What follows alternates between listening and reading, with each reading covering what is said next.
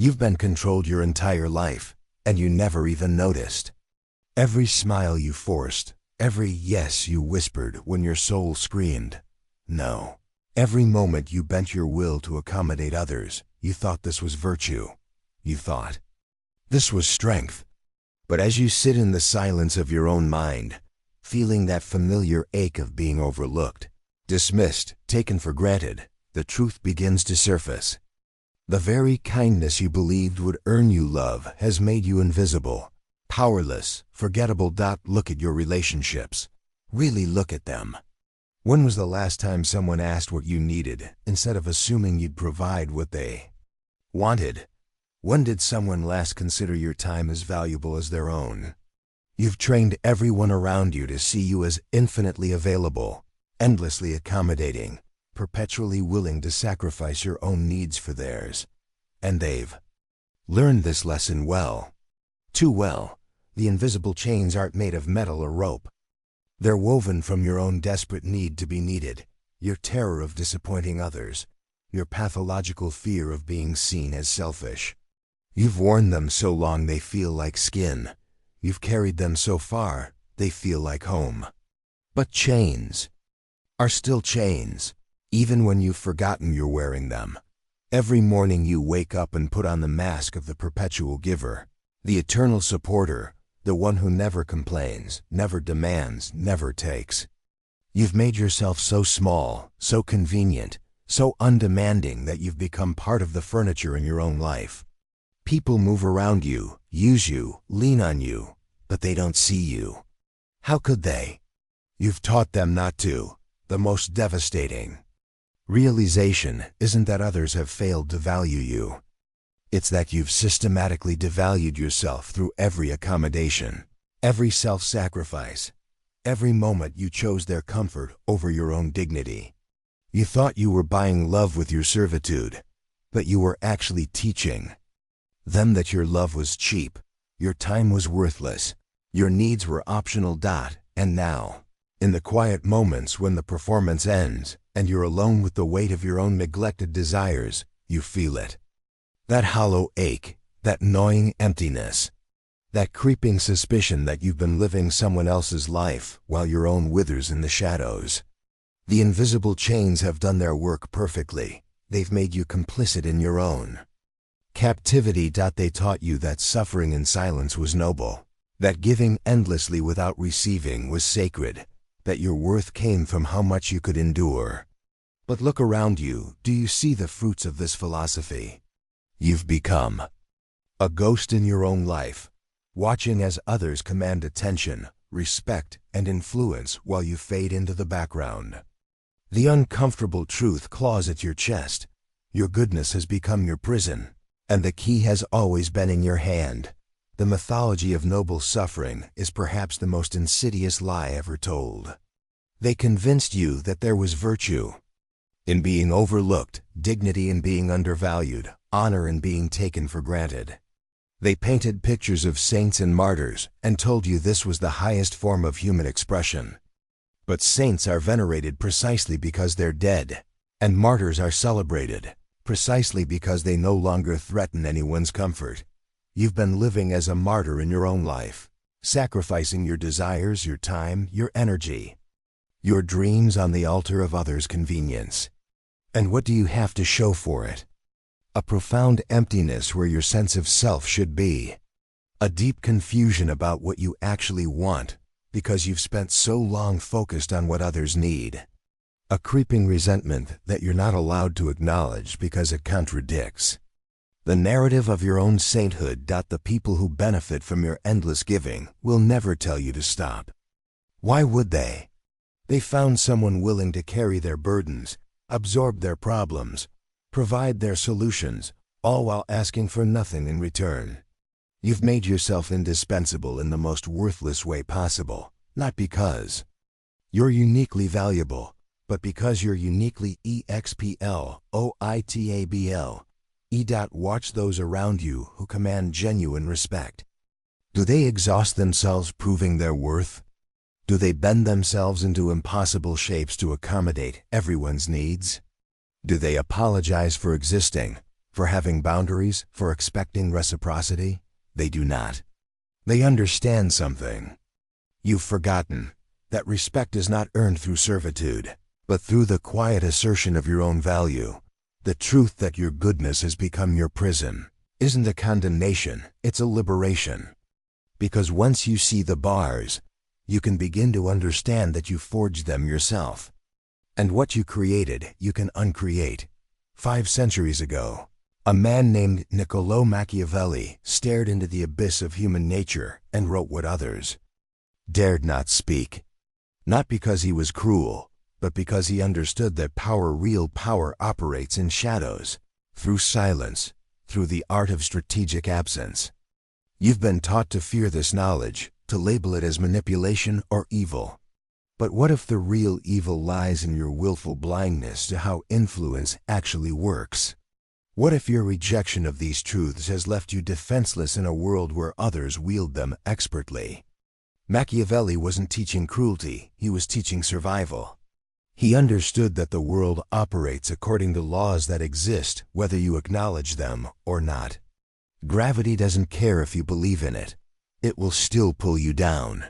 Human nature doesn't care if you find it distasteful. It will still govern how people treat you. The choice isn't whether these forces exist, it's whether you learn to work with them or continue to be crushed by them. You've been operating from a fantasy about how the world should work, while others operate from a clear understanding of how it actually works. You believe that kindness should be met with kindness, that loyalty should be rewarded with loyalty, that goodness should naturally attract goodness. But believing this doesn't make it true, and your noble intentions don't protect you from those who understand the real rules of the game. The people who consistently get what they want from life aren't necessarily better or worse than you morally. They're simply more honest about the mechanics of human influence. They understand that perception often matters more than reality, that strategic mystery is more compelling than total transparency, that calculated unavailability creates more desire than constant accessibility. This isn't about becoming manipulative or cruel. It's about recognizing that you're already in a game, whether you choose to play it consciously or not.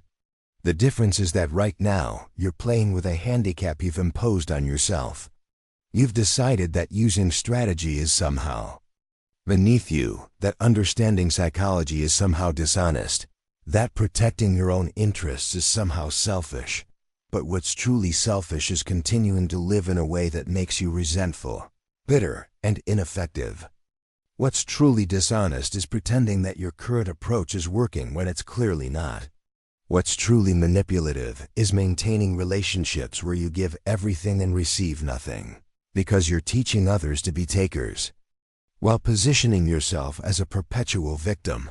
Machiavelli's mirror reflects not just the darkness in others, but the darkness in your own willful naivety.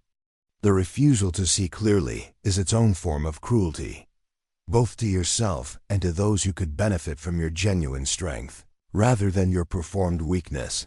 Watch those who truly command respect, not through desperate displays of competence or constant availability, but through their mysterious restraint.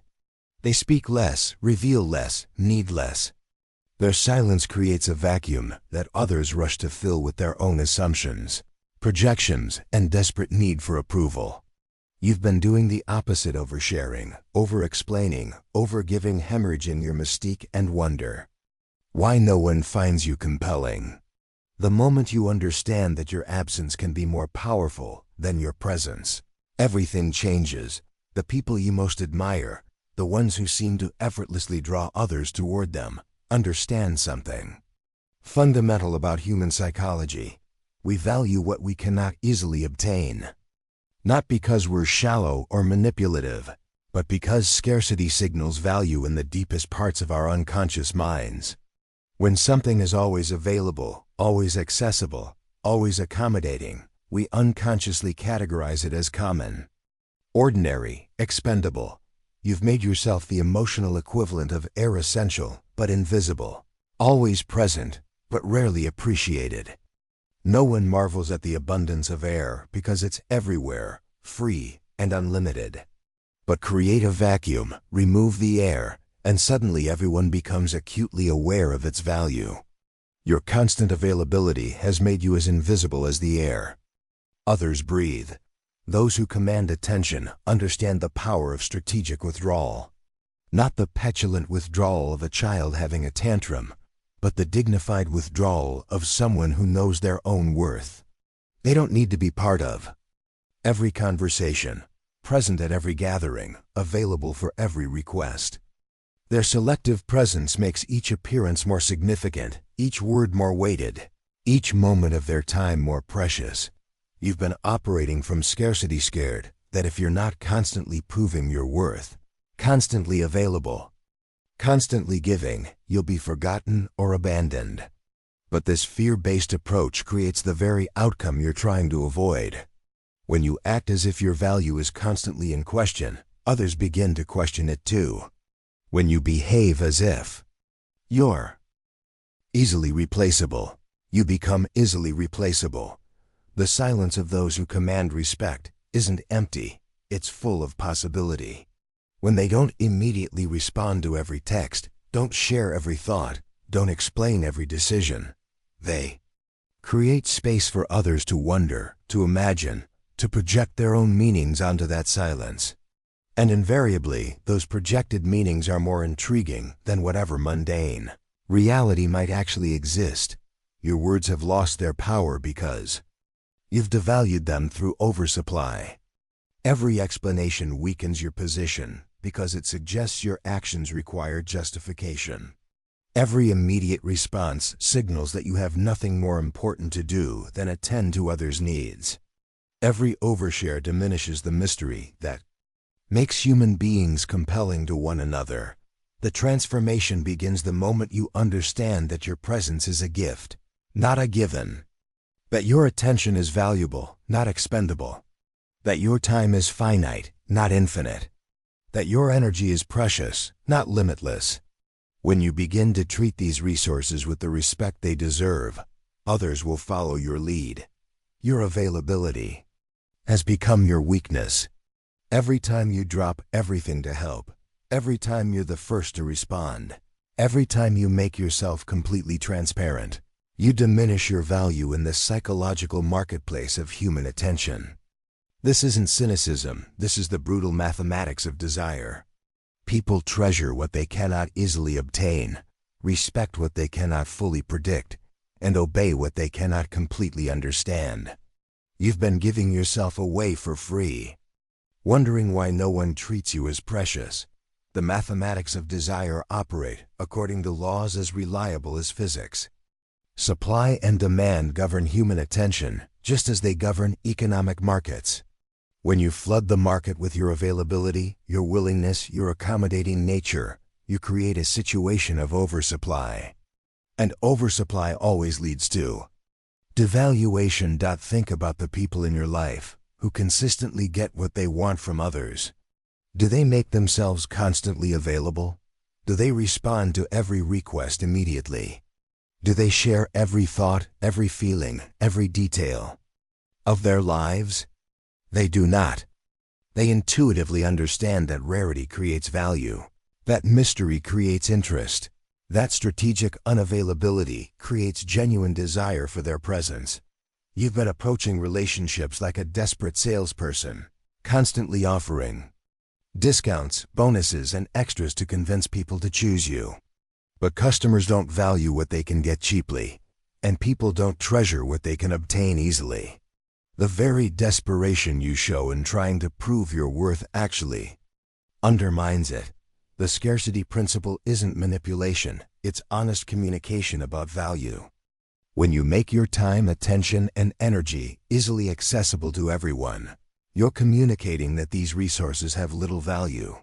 When you're selective about how you deploy these resources, you're communicating that they're precious and should be treated accordingly. This doesn't mean becoming unavailable to those you care about, or creating artificial scarcity for its own sake. It means recognizing that your resources are finite and should be invested where they're most appreciated and reciprocated. It means understanding that your willingness to help everyone often means you're helping no one particularly well. People who consistently command respect and attention understand that their presence should feel like a privilege, not an entitlement. They create anticipation rather than expectation, gratitude rather than assumption. They make others feel chosen rather than obligated to choose them. Your constant availability has trained others to expect rather than appreciate, to assume rather than anticipate, to take rather than receive. You've created a dynamic where your presence is baseline normal rather than special, where your absence is concerning rather than intriguing, where your attention is expected rather than valued. The transformation begins when you start treating your own time, energy, and attention with the respect you want others to show them. When you become selective about your availability, discriminating about your energy, and intentional about your presence, you signal to the world that these things have value. And the world, unconsciously but inevitably, begins to treat them as valuable. Machiavelli wrote that it is better to be feared than loved, because fear is self-sustaining while love is fragile and conditional. But you've misunderstood this. He wasn't advocating cruelty, but rather the cultivation of healthy boundaries that others dare not cross. When people know that your kindness has limits, that your patience can be withdrawn, that your presence is earned rather than guaranteed, they begin to move differently around you. They consider their words more carefully, value your attention more deeply, and respect the space you occupy. The fear Machiavelli described isn't the terror of a tyrant, but the healthy respect that comes from knowing someone has boundaries and will enforce them. It's the kind of fear that makes people think twice before taking advantage, speaking carelessly, or assuming unlimited access to your resources. It's the fear that prevents abuse, not the fear that creates it. You've been so afraid of being disliked that you've made yourself utterly safe to disrespect. People know they can treat you poorly without consequences, speak to you carelessly without repercussions, take from you endlessly without reciprocation. Your fear of their disapproval has taught them that your approval is worthless. When someone knows that crossing your boundaries will result in the withdrawal of your presence, they suddenly become much more careful about where those boundaries are. When they understand that your kindness is a choice rather than a guarantee, they begin to value it as the gift it actually is. When they realize that your patience has limits, they stop testing those limits carelessly. This isn't about becoming harsh or punitive. It's about developing the self-respect to remove yourself from situations where you're not treated with basic consideration. It's about understanding that your presence in someone's life should enhance it, not enable their worst behaviors. It's about recognizing that true kindness sometimes requires saying no, setting limits, and walking away from those who consistently violate your boundaries. The people who command genuine respect understand that boundaries aren't walls meant to keep people out. They're gates that allow the right people in while keeping the wrong people at an appropriate distance. They know that unlimited access to their time, energy, and attention doesn't create deeper relationships, it creates entitled ones. When you operate from clear boundaries, you attract people who respect boundaries. When you demonstrate that you value yourself, you attract people who value you. When you show that you're willing to walk away from disrespectful treatment, you create relationships where respectful treatment is the baseline expectation. The fear of your withdrawal becomes a motivating force for better behavior, not because you're threatening anyone, but because you've made it clear that your presence is a privilege that can be revoked. This creates a natural selection process where people who genuinely value you rise to meet your standards, while those who only valued your utility fall away. This kind of healthy fear is actually a form of love.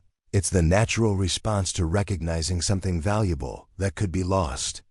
It motivates care, consideration, and effort in ways that guaranteed access never could.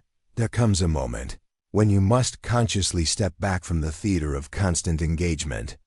Not in anger, not in punishment, but in strategic recalibration of your energy and attention. Watch what happens when you stop being the one who always initiates, always responds immediately, always accommodates everyone's needs before your own. The vacuum you create will reveal who truly values your presence and who is merely exploiting your availability. This withdrawal is not rejection, it's the conscious curation of your inner circle. The withdrawal protocol isn't about playing games or manipulating others, it's about conducting an honest audit of your relationships. When you step back from the constant giving, constant availability, constant accommodation, you create space to see what others bring to the dynamic. You discover who reaches out when you're not reaching out, who notices when you're not immediately available, who actually values your presence rather than just your services. This process can be uncomfortable because it reveals truths you may not want to face. Some people in your life will barely notice your strategic withdrawal because they were never really paying attention to you in the first place. Others will notice but won't reach out because they assumed you would always be the one to initiate contact. A few will recognize the change and make genuine efforts to bridge the gap you've created. These revelations aren't meant to hurt you, they're meant to inform you. They show you where you've been investing energy without receiving reciprocal investment, where you've been giving attention without receiving genuine interest, where you've been providing emotional labor without receiving emotional support. This information is invaluable because it allows you to redirect your precious resources toward people and situations that actually appreciate them. The withdrawal also serves another crucial function. It breaks the patterns that have kept you trapped in one-sided dynamics. When you stop being the perpetual initiator, you discover who else is willing to take initiative. When you stop being immediately available, you see who's willing to wait for your response. When you stop accommodating everyone's needs instantly, you learn who respects your time and boundaries. Some relationships won't survive this process, and that's exactly as it should be. Relationships that depend on your constant self-sacrifice, your unlimited availability, your endless accommodation weren't genuine relationships. They were exploitation disguised as connection. The ending of these pseudo-relationships isn't a loss, it's a liberation. The people who remain after your strategic withdrawal, who reach out during your recalibration, who notice and value your presence rather than just your services, these are the people worth your continued investment. These are the relationships that have the potential to be genuinely reciprocal, mutually beneficial, and sustainably nourishing. This conscious curation of your inner circle isn't about having fewer relationships, it's about having better ones. It's about quality over quantity, depth over breadth, genuine connection over convenient exploitation. It's about surrounding yourself with people who see you as more than just a resource to be consumed. Your words have become too many, too eager, too revealing.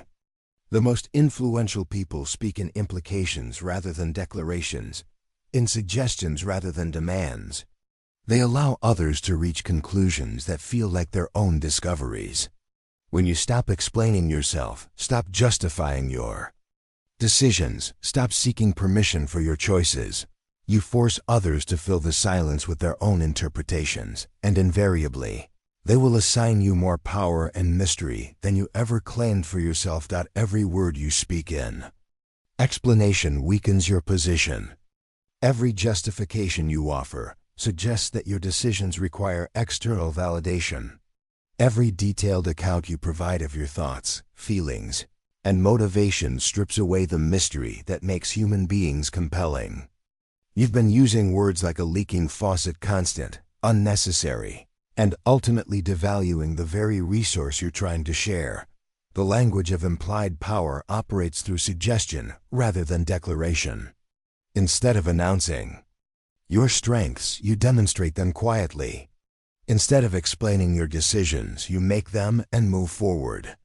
Instead of seeking agreement, you proceed with calm confidence in your own judgment. This isn't arrogance, it's the natural expression of someone who trusts their own inner compass. When you speak less, Your words carry more weight. When you explain less, your actions speak louder. When you reveal less, people become more curious about what lies beneath the surface. The silence you create becomes a canvas onto which others project their own interpretations. And those interpretations are almost always more intriguing than whatever reality you might have shared. This economy of language forces others to pay closer attention when you do speak. Your words become events rather than background noise. Your opinions become sought after rather than freely given. Your thoughts become precious because they're rare rather than common because they're constant. The power of implication lies in its ability to engage others' minds actively rather than passively.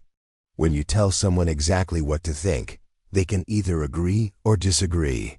When you lead them to a conclusion through subtle suggestion, they feel as though they've discovered something themselves. This sense of personal discovery creates much stronger conviction than any argument you could make directly. People who master this art understand that the human mind abhors a vacuum and will rush to fill silence with meaning.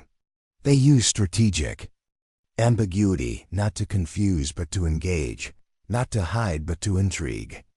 They understand that mystery is magnetic in ways that complete transparency never could be.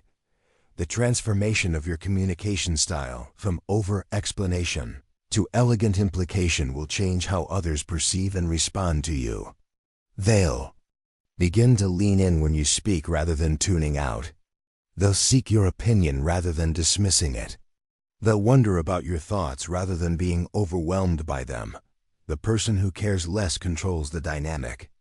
This doesn't mean becoming heartless, but rather developing the psychological discipline to remain centered while others are emotionally reactive. When your peace cannot be disturbed by others' approval or disapproval, when your decisions aren't swayed by their emotional manipulation, when your self-worth isn't dependent on their validation, you become unmovable. And unmovable people become the axis around which others orbit, seeking stability in your groundedness while revealing their own desperate need for external validation. Emotional detachment isn't emotional numbness. It's emotional sovereignty. It's the ability to feel your feelings without being controlled by them, to care about others without being manipulated by their reactions, to maintain your center while chaos swirls around you. This detachment becomes a superpower in a world where most people are slaves to their own emotional reactivity. When you stop needing others to validate your decisions, those decisions become more powerful. When you stop seeking approval for your choices, those choices become more authentic. When you stop allowing others' emotions to dictate your responses become more strategic and effective. You move from being reactive to being responsive, from being affected to being effective. The person who maintains emotional equilibrium in the face of others' turbulence naturally becomes a source of stability. People gravitate toward those who remain calm in crisis, centered in chaos, peaceful in pandemonium. Not because they want to exploit this stability, but because they unconsciously recognize its value and rarity. This detachment allows you to see situations and people more clearly, because you're not viewing them through the distorting lens of your own need for approval, validation, or emotional comfort. You can assess what's actually happening rather than what you wish were happening. You can respond to reality rather than to your projections or fears about reality. When others realize that their emotional manipulations, guilt trips, and dramatic reactions don't move you from your center, they stop using these tactics. They're forced to engage with you more directly, more honestly, more respectfully. They can't use your emotional volatility against you, because you don't have emotional volatility to exploit. This creates a dynamic where you become the calm in others' storms, the solid ground in their earthquakes, the fixed point around which they can orient themselves. This isn't a burden, it's a position of natural authority. People follow those who seem to know where they're going, trust those who seem unshakable, and respect those who seem immune to the chaos that overwhelms everyone else. The emotional freedom that comes from this detachment is perhaps its greatest gift. When you're not constantly managing others' feelings, you have energy for your own life. When you're not walking on eggshells to avoid others' reactions, you can walk your own path with confidence. When you're not responsible for others' emotional states, you can focus on your own growth and goals. This detachment paradoxically allows for deeper, more genuine connections because you're relating to people as they actually are rather than as you need them to be. You can love without clinging, care without controlling, support without enabling.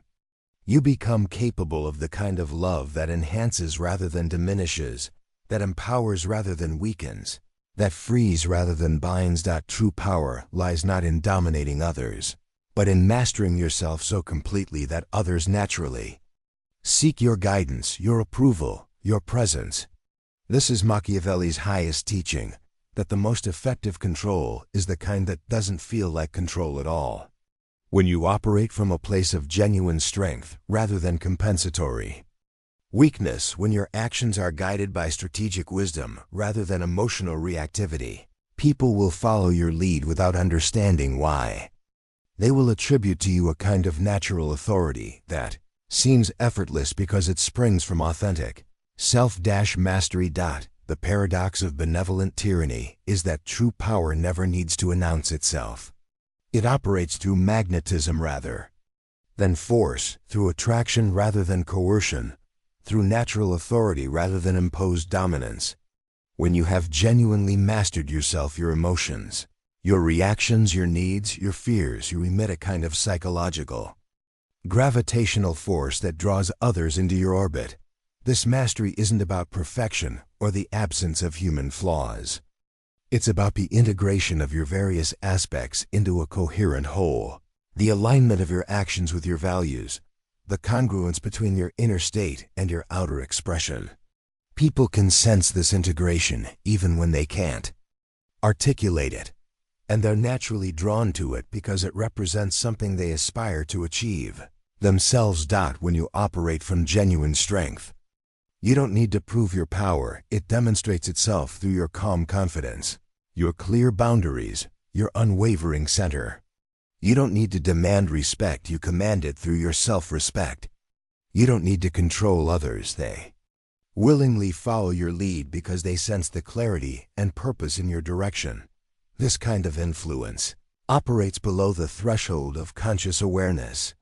People find themselves agreeing with your suggestions, adopting your perspectives, seeking your approval, valuing your presence, without quite understanding why. They attribute to you wisdom, insight, and authority that you never claimed for yourself but earned through the consistency of your character and the authenticity of your being. The benevolence in this tyranny comes from the fact that your influence serves not just your own interests but the genuine good of those around you. When you operate from integrated strength rather than compensatory weakness, your guidance actually helps others grow stronger rather than keeping them dependent. Your boundaries actually help others develop their own rather than enabling their boundary violations. This is leadership in its purest form, not the leadership that demands followership, but the leadership that naturally attracts it. Not the leadership that seeks to control outcomes, but the leadership that creates conditions where good outcomes naturally emerge. Not the leadership that needs to convince others of its value, but the leadership that demonstrates its value through consistent, authentic action. The effortlessness of this authority comes from its authenticity. When your power springs from genuine self-mastery rather than manufactured dominance, it doesn't require constant maintenance, defense, or reinforcement. It simply is, and others recognize it as such. They follow not because they're forced to, but because they want to. They obey not because they have to, but because they choose to. You are beginning to see it now, the difference between the person you were and the person you're becoming. The old you sought to be chosen, the new you chooses. The old you needed to be understood, The new you is comfortable being misunderstood. The old you gave power away through desperate attempts to be liked.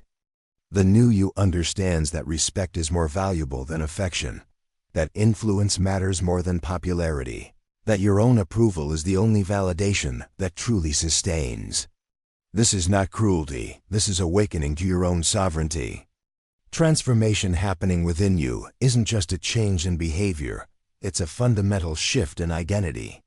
You're moving from being someone who happens to you to being someone who happens to the world. From being reactive to being creative, from being affected to being effective, from being a victim of circumstances to being an architect of your own experience. The old version of yourself was constantly looking outward for cues about how to be, what to do, how to feel. Every decision was filtered through the question of how others would respond. Every action was motivated by the need for external validation. Every thought was shaped by the fear of disapproval. You were living your life in consultation with an invisible committee of other people's expectations. The new version of yourself looks inward first. You consult your own wisdom before seeking others' opinions. Trust your own judgment before needing external confirmation. Validate your own experiences before requiring others' agreement. You've become the author of your own story rather than a character in everyone else's. This shift from seeking to be chosen to doing the choosing represents a fundamental reversal of power dynamics. Instead of presenting yourself as a candidate for others' approval, you evaluate whether others meet your standards. Instead of adapting yourself to fit into their lives, you create a life that attracts people who align with your values. Instead of being grateful for whatever attention you receive, you become selective about the attention you give. The comfort with being misunderstood is perhaps the most liberating aspect of this transformation. When you no longer need everyone to understand your choices, you're free to make choices that serve your authentic self rather than your performed self. When you no longer require consensus for your decisions, you can act on your own wisdom rather than collective opinion. When you no longer fear being misjudged, you can live according to your own values rather than others' expectations. This sovereignty isn't isolation, it's integration. You become whole within yourself, which allows you to connect with others from a place of fullness rather than need, strength rather than weakness, choice rather than compulsion. Your relationships become collaborations between sovereign individuals rather than transactions between needy parties. The understanding that your own approval is the only validation that truly sustains represents the ultimate freedom.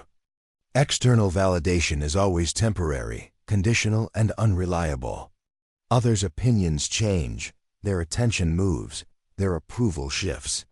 But your own approval, based on your own values and standards, remains constant and available. When you learn to be your own source of validation, you become unshakable. The revolution has already begun, silently within you.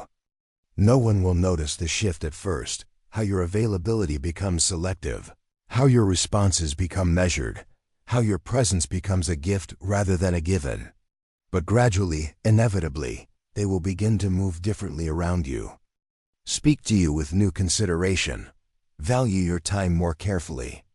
This is Machiavelli's silent control blueprint, not the conquest of others, but the mastery of self that naturally commands the respect you've always deserved.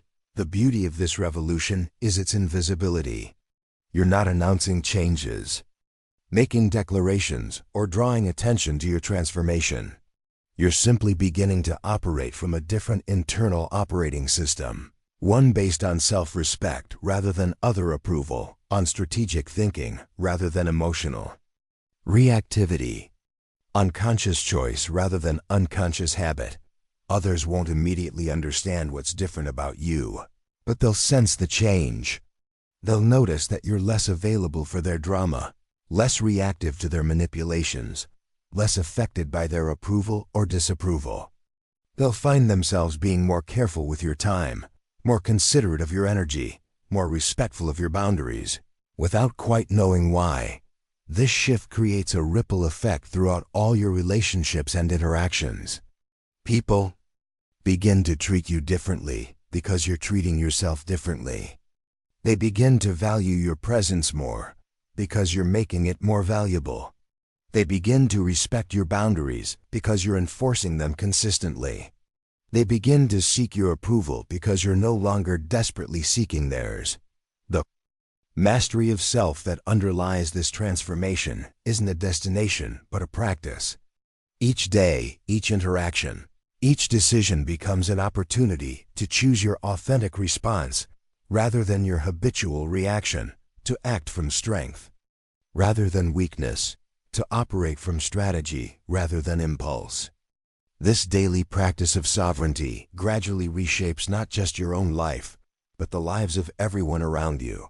The respect you've always deserved isn't something you need to demand or fight for. It's something that naturally emerges when you begin to respect yourself. When you stop accepting disrespectful treatment, people stop offering it. When you stop settling for less than you deserve, people stop offering you less. When you start valuing yourself appropriately, others begin to value you appropriately as well. This is the ultimate expression of Machiavelli's wisdom, that true power is invisible power, that real control is self-control, that lasting influence comes not from manipulating others, but from mastering yourself so completely that others naturally want to follow your lead. The revolution is complete, not when you've conquered others, but when you've liberated yourself from the need to be conquered by anyone at all.